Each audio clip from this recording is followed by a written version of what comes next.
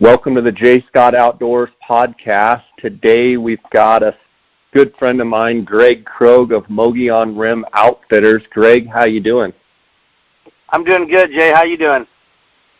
Good. It's always great to have you on the podcast. I guess, one thing that's super cool about this podcast is a lot of them we've done here in the last few years, we've kind of been complaining and worried about the drought situation. How do you see things going right now, not only in Arizona, but in Nevada, which we're going to talk about the Nevada guided draw primarily, but how are things looking in Chino Valley, Arizona, which is where you live, and how is it looking over in Nevada? Man, both of them are phenomenal so far. I think last time we did this, we hadn't had any rain in a while, and now we're sitting here at my place looking at snow.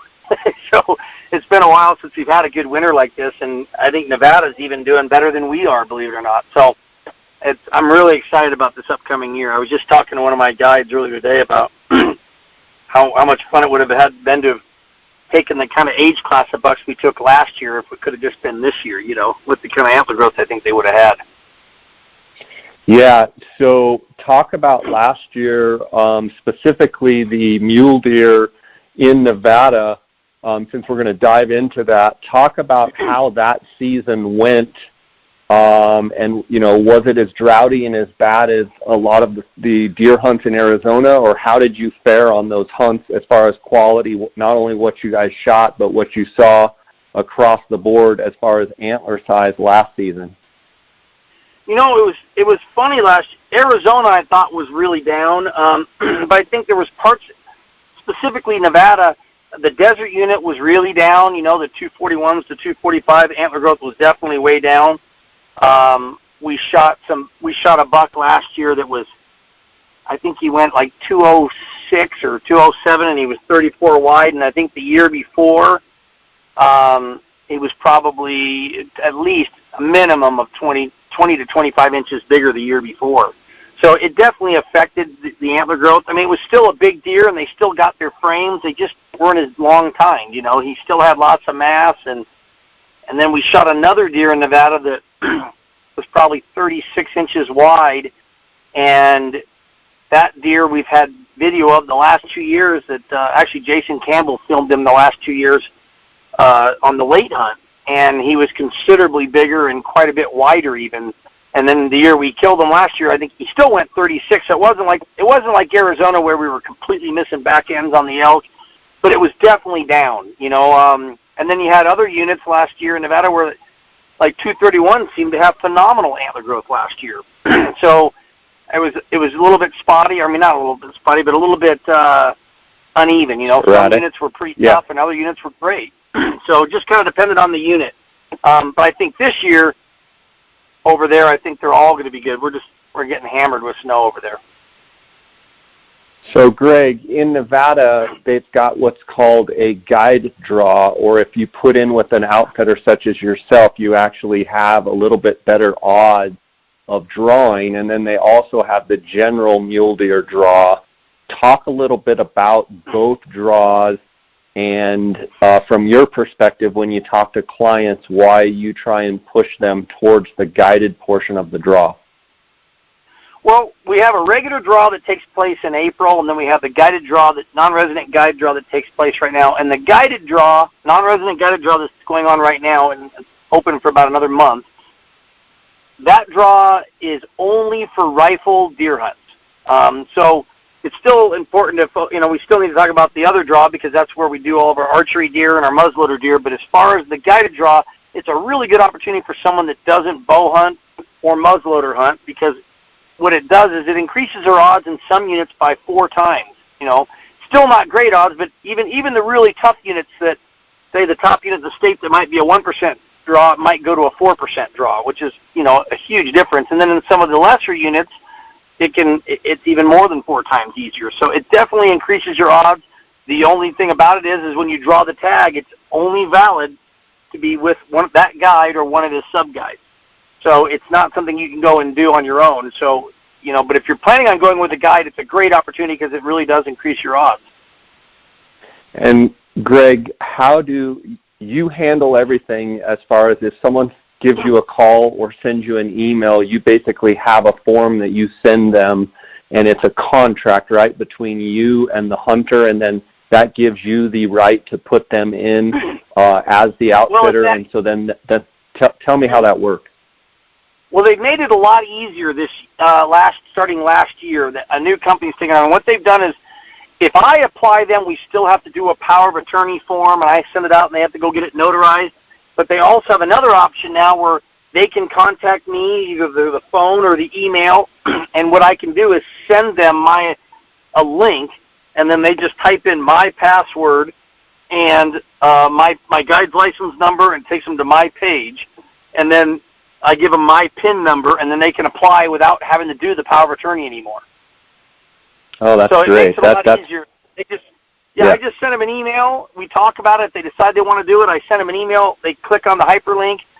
They go right there, and then they just, if it's the first time ever applying, they do need to set up an account. It's similar to like a portal account in Arizona. They do set up very easy. They use your email and your password, and then once they're set up, they just go back in, log out, log back in, hit apply for the draw, and then they'll ask for the outfitter's number, which they give them, then they'll ask for my PIN number.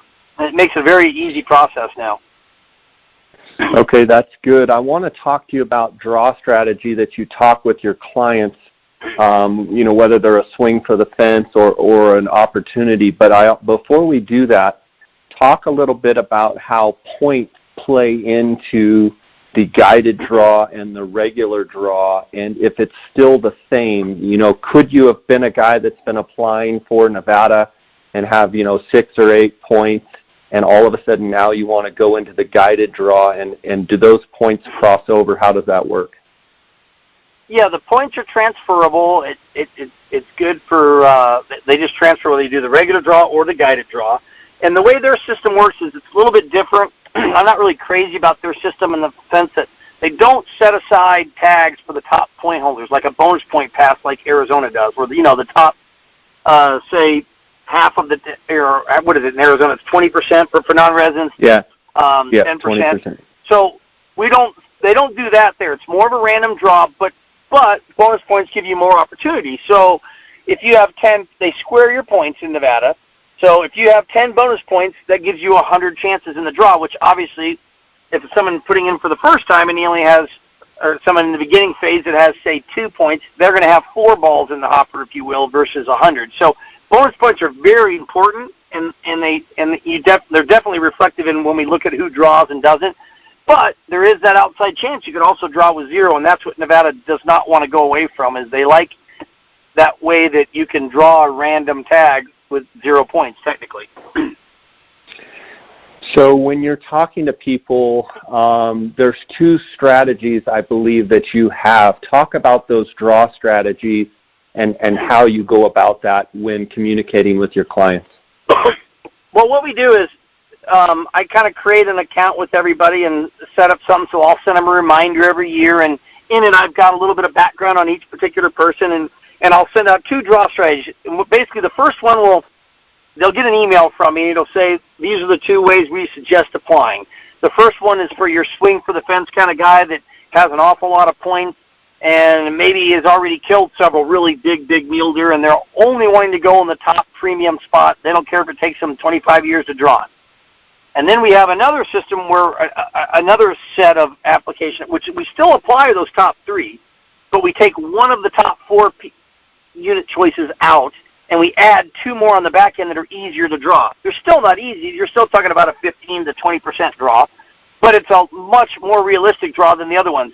And that's for a hunt that we do that's typically a 170 to 190 type hunt.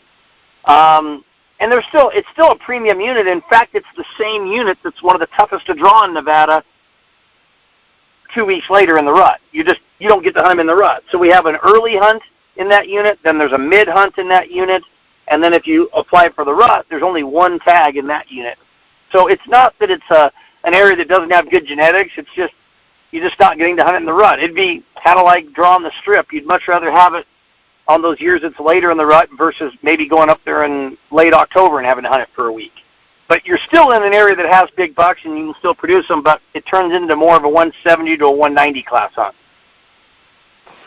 Yeah, so those bigger bucks, they tend to come out more in the rut, and so they're a little more vulnerable during those later time frames, but you get to still hunt that same unit, so there's a chance, and every year I assume some of your early hunters shoot some really good bucks, but it's more of you have to adjust the expectations that it's more of a 170 to a 190 type of hunt, shooting 180s bucks and being really happy about it.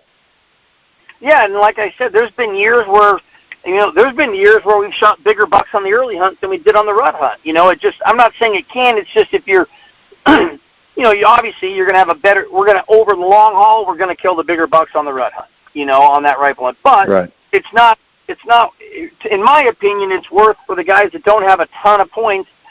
It's a great opportunity to still have a chance at a really big buck. You'll see lots of deer, and you're still in a good quality hunt with the outside chance of one of those bigger bucks making a mistake without the rut. It happens every year, but, I'm not going to lie and say I'd rather have that hunt. I'd rather have the rut tag, but we still kill a lot of good bucks on that early hunt.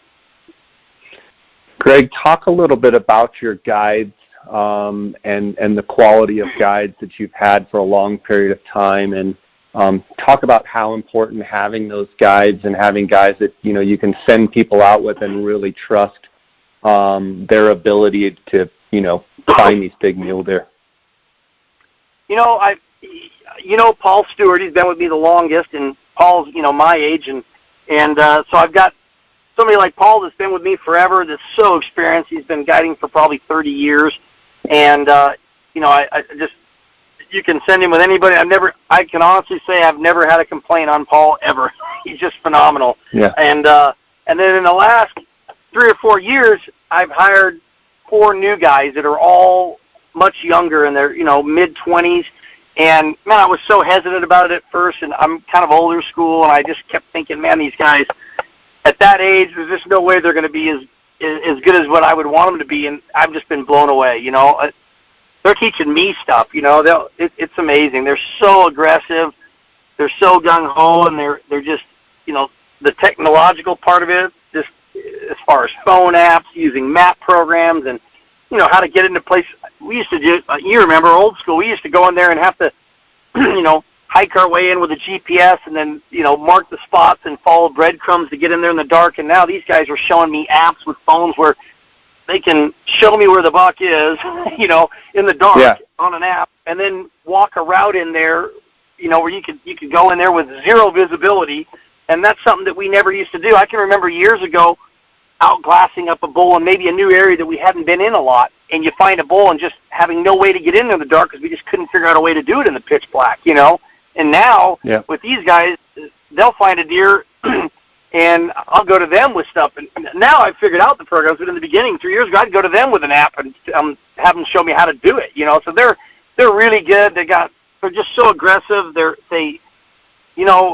I go hunting for 4 or 5 months. At the end of the 4 or 5 months, I'm ready to take a break. These guys, they'll go hunting for 4 or 5 months, and then they want to go coyote calling the next day when their first day off. It's crazy.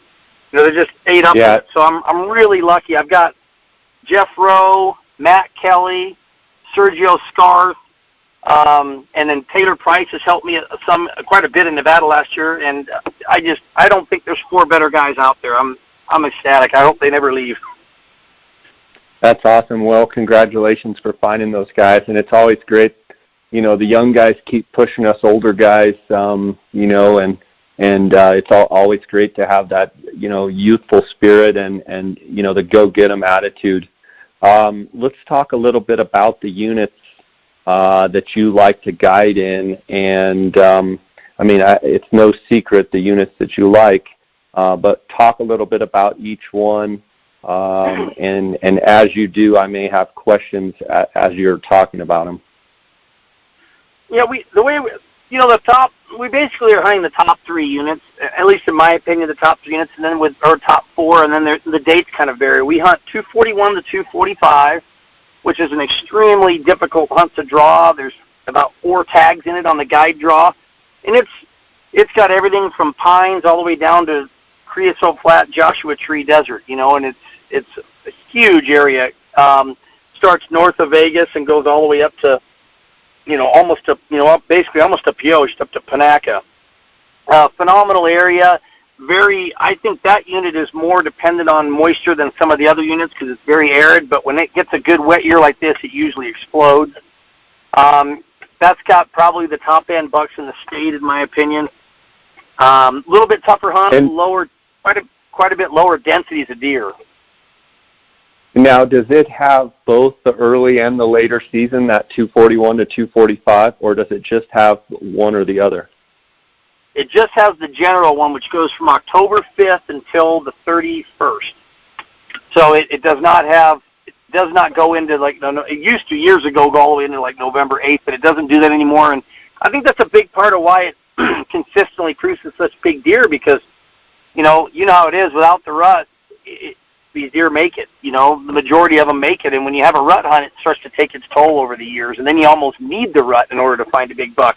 Because that unit doesn't have a rut hunt, there's a lot of deer that can live in that thick stuff and make it, and you get to see some pretty special deer. That's awesome. Okay, sounds good. So 241 to 245. Yeah, and then we also like 221 to 223 and 131 to 134. Those are both of our rut hunts. They each only have one tag. Those are hunts where one of them goes till the 5th or the 6th, and one of them goes through November 8th, and that starts getting you into the beginning of the rut. And by the end of those hunts, they seem to be really cranking. That's a lot of fun. You're hunting deer in the low. A lot of those deer migrate into that more glassable winter range where you see just unbelievable amounts of deer on those two hunts. And you weed through a lot of bucks, but because it's the rut, you end up usually finding some really good ones. And those are probably two of the funnest hunts to do. They're just very difficult to draw. And then we move into our fourth choice is probably 231, which is one of the best genetic units in the state, and it's, again, a general hunt. You know, if it had a rut tag, it'd probably be the hardest tag in the state to draw, but they don't have one. So it's an area that probably has as good a bucks as any other unit, and historically, some of the best bucks to come out of Nevada have all come out of that unit over the years. And it's just a little bit tougher because they don't offer rut dates. And then also the 221 to 223 that I talked about as our rut tag has a early hunt, which is October 5th through the 16th, and then a mid-season hunt, which is 17th through the 30th. And again, some of the best genetics, several governor's tag bucks have been shot out of that unit in the last, 10 years, and some of the best bucks on the archery have come out of there. So it's got great genetics. Again, if it was the rut, it'd be the toughest draw in the state to draw. But because it doesn't have the rut, you just have to work a little bit harder and you have to catch a break. But if you put in for those, you have a much better chance of drawing. And we talked about this before. You have zero chance of killing a big buck if you never go hunting. So I like doing those types of units. And, not everybody's going to kill a really big buck, but, I think, we probably run on those lower hunts. We're probably around 50-50 on 180-plus type bucks with the outside chance at a really big one. So, Greg, the way I understand it, if you put in this guided draw, that is for rifle hunts only. So once you put in for the guided draw, that's it for your deer application. You can't also put in for an archery tag. So in other words, you have to choose, okay, if I want to go rifle and I'm going to go guided, I'm doing this. Or if I want to do archery, then you have to apply in the separate draw. Is that correct? Yes, it in used the general to be, draw. Yeah, I mean, when I started over there 25 years ago, you could do both. And then it's probably been at least 10 years ago, maybe even more, they stopped that to where now they make you choose. You either have to do the non-resident guided draw for rifle, or you have to do the regular draw for non-residents for the archery, muzzle, or a rifle. You cannot do both anymore. Gotcha. Nevada over the years, one thing that's interesting to me is the tag numbers seem very, very low compared to the size of the country, not just looking at the non-resident numbers, but even the resident numbers in general for the size of country. Not a lot of tags. Is that why you see, pretty good bucks being harvested every single year? Yeah, I don't think the genetics are really any better there than if you went to here in Arizona in a unit like a 19A, where it's just a general unit, but way less tags, which allows those deer to get older age class, and then you get to see the genetics at their full potential. So I don't necessarily think the genetics are any better over there than they are in other places. I think they just manage them. The same things I say that I like about it are the same things I'm frustrated about because it's hard to draw guys. But the reason everybody wants these tags is because they have great bucks, and the reason they have their great bucks is because they keep their tag numbers low.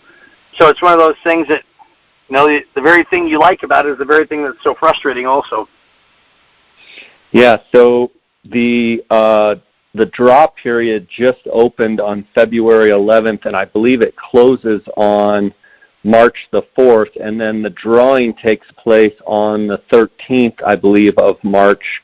Do you find out right then on the 13th, immediately when the draw takes place, or does it take a little while? Well, actually, it's those numbers. I read that too. I don't know who was putting it out, but the numbers it actually closes on the 11th, and okay. So they give us exactly 1 month. So it'll close on the 11th, and the draw is on the 27th this year, and we will find out immediately. Okay, and is that before the? So do your guided hunters that draw, do they find out before the Nevada general season draw is even taking place? Yes, they do. The general draw typically opens up right around the same couple of days. Sometimes it's a day or two after, sometimes a day or two before, but it stays open until mid-April. So they'll know before the regular draw is even out. Okay. And usually we find out the day of the draw, they send out an email. Okay, and so last year, what was your best buck that you guys harvested last year, and how does that compare with, say, other years where, you've been known for the last 25 years to shoot some really, really big bucks? I'm just curious overall, not just one unit, but all of the units, was it just an average year, or did you actually think it was a little better than average? No, it was definitely below average as far as the really big bucks. A lot of the bigger bucks really went down last year. Last year, the biggest buck we shot was that 206 deer. And we shot a lot of deer that I think on normal years, some of these deer are all deer we've known about. They're inventory deer, and they all dropped. But I think, it definitely was not an average year. I'd say it was definitely quite a bit below average as far as the real high end. I think you saw it across the board. But as far as success rates and everything last year on really good deer, I think it was as probably a little bit better than average. We just didn't have that real high end buck. Those 2 or 3 just real monster bucks like you normally get. We just didn't see them last year, and I felt like. But then I think deer in the 180 class type of deer, I think we saw as much or more than and harvested that type of deer better than other past years. So, it's hard to say. If you were a guy wanting the absolute top end bucks, it was definitely a down near. And speaking about those top end bucks, in years past, do you think the best bucks are harvested on the archery hunt, over the years, or definitely on the late hunt? No, I think the best bucks are taken on the archery, and the biggest part of that is because of the amount of time you have. If you could hunt them in the rut for a month, we'd kill bigger bucks in the rut. But the beauty of those archery hunts is we have all summer to scout. And, so we're not limited to, a 6-day window in the rut. It is on these, it's just like coos deer in the rut. I'm sure they travel a bunch and go to different places. So a lot of your scouting goes out the window. And, we're hunting deer that have migrated even. So now during a rut hunt, you have a 6-day window. And don't get me wrong, you're going to see more big bucks per day than you would, say, in the summertime, but you've only got 6 days to find that buck. In the summertime, we've got, say, 30 days of scouting to find a big buck, and once we find him, he's going to be right there. And then, so it gives us a better opportunity to kill those really big bucks on the archery hunt. So I think the archery, if it were my choice for the absolute biggest buck, would be archery, but it also depends on the people, and it's obviously a lot tougher to stalk them and shoot them with a bow than it is with a rifle. So you're saying you have a longer period of time, but you also have bucks that are not on the move, and they're a lot more stationary and a lot more predictable and patternable, and as long as you have time to hunt them, that's a really good opportunity, whereas the benefit with the late hunt is, they're on the move, but a big buck may show up and be right there primed for the taking, but you got to kill them when you see them. Exactly. And, and the other thing is you got inventory on those early hunts. A lot of those deer, they summer in the same places. So you have deer about from the year before to start off right off the bat looking for. So we typically have more big bucks located early, but then you got to kill them with a bow, which is a big trade-off versus a rifle. And if you can get those rut tags, like you said, they're moving like crazy. They're rutting. They're not completely about themselves, so they make mistakes.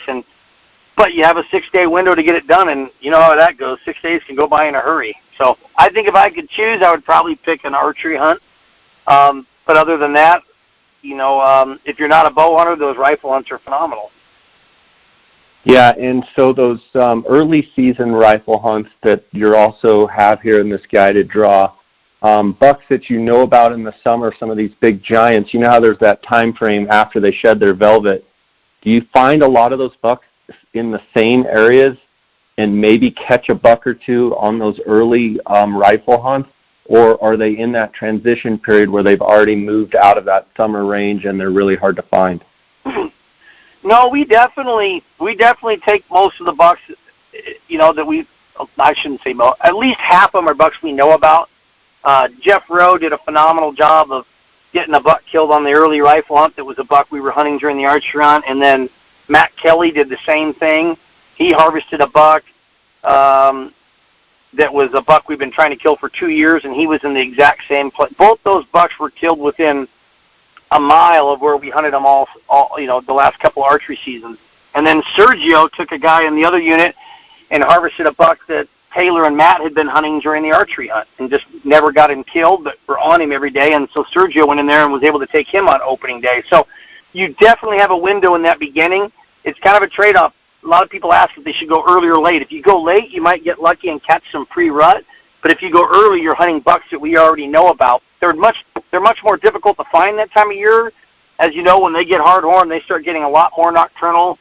On the archery hunt, we might see them for 3 hours a day between evening and morning and feeding. On that time of year, we might see them for 10 minutes if we're lucky. Yeah, wow.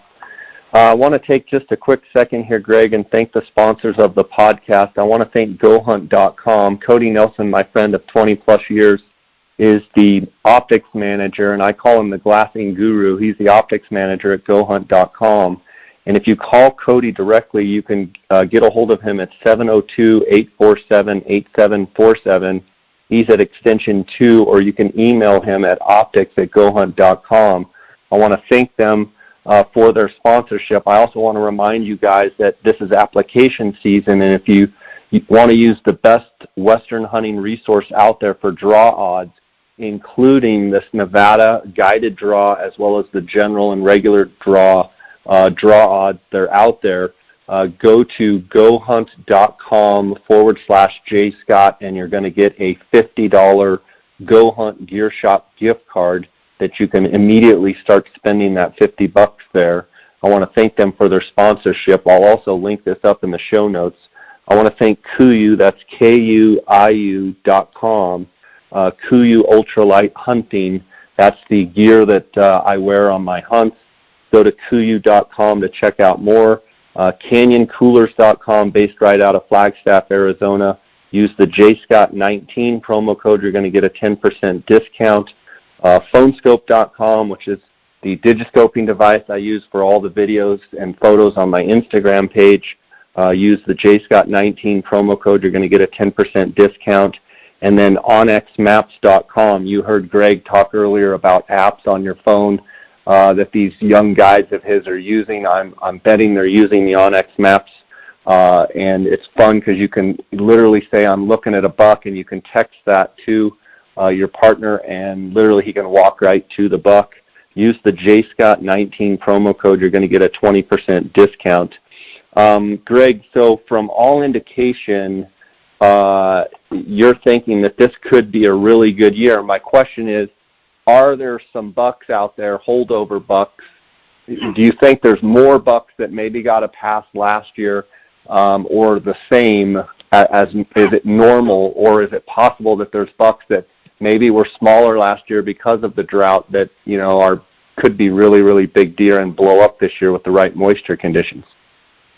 I think the two most important things are carryover and then moisture. And I think last year we had both. A lot of carryover, a lot of bucks that made it that didn't get harvested last year because of their size, maybe weren't quite what people were looking for because of the drought. But now they're going to pick up another year of age, plus this incredible moisture so far. And obviously, we need it to continue. It needs to go into the spring, but from all indications, it's looking phenomenal. I mean, at best, it's going to be an average year, but I think it should be phenomenal if we keep getting it. I was looking at the forecast, and I went out on 2 weeks in some of those places in Nevada, and they're calling for 5 or 6 more days of rain, in the next 2 weeks. So it should be phenomenal.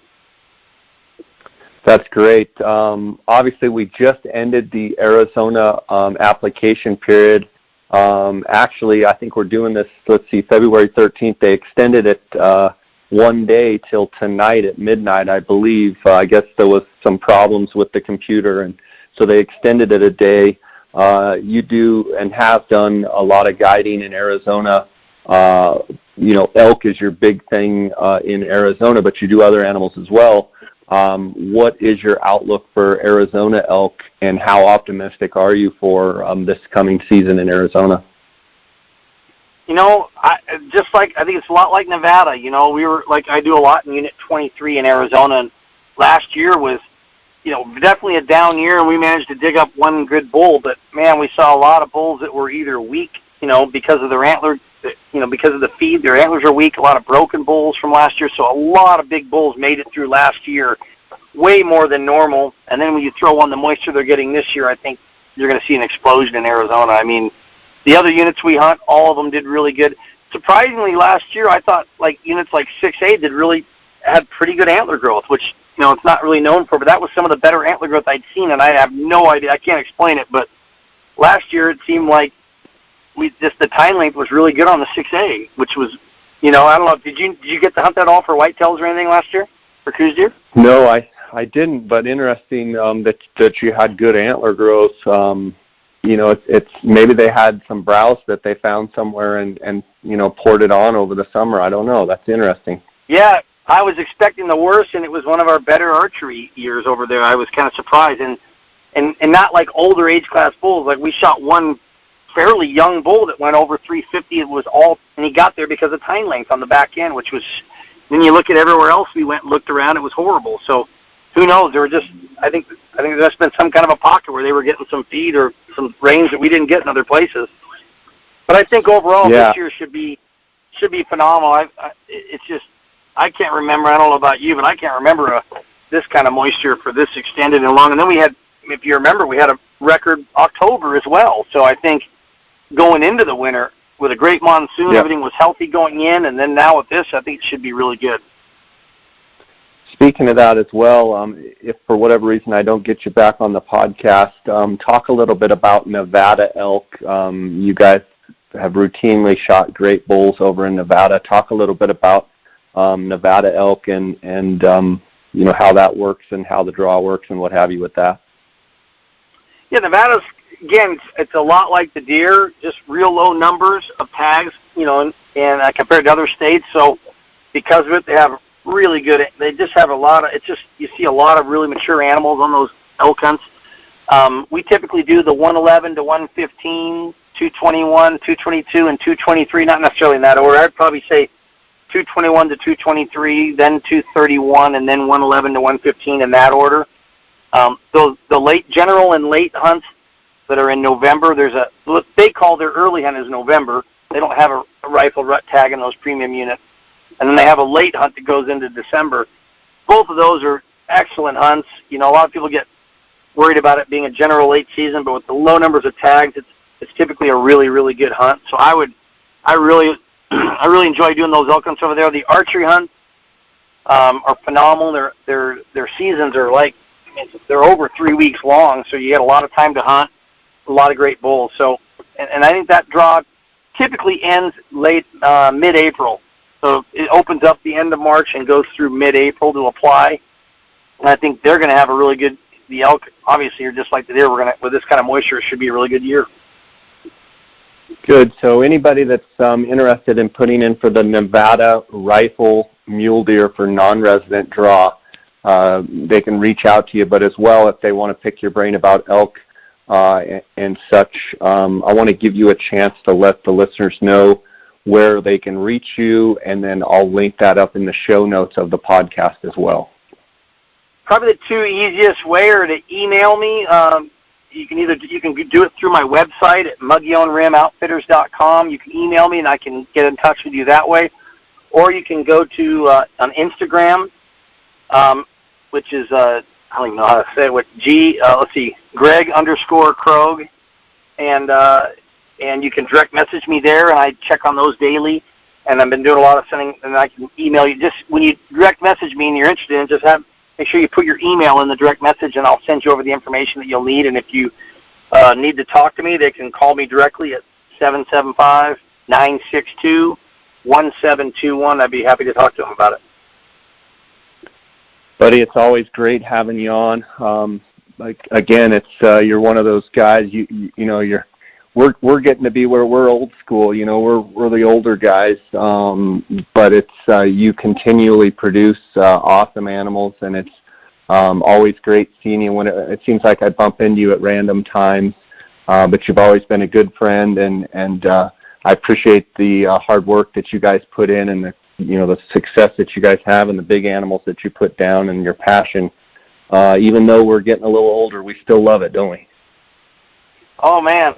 I can't. I tell you what, I really appreciate you having us on, and I'm I definitely feel like we're getting older, but I think I'm enjoying a lot of the different aspects even better now than I was before. But it's definitely I'm having a hard time getting used to being this old and being being referred to as old school. How about you? But you know what I'm saying though. It feels like we just started, but you look back and we've been doing it a long time. But it is good to see some of the newer guys getting into it and, kind of carrying the torch, so to speak. And it sounds like you've got a great group of guys, and I know several of them.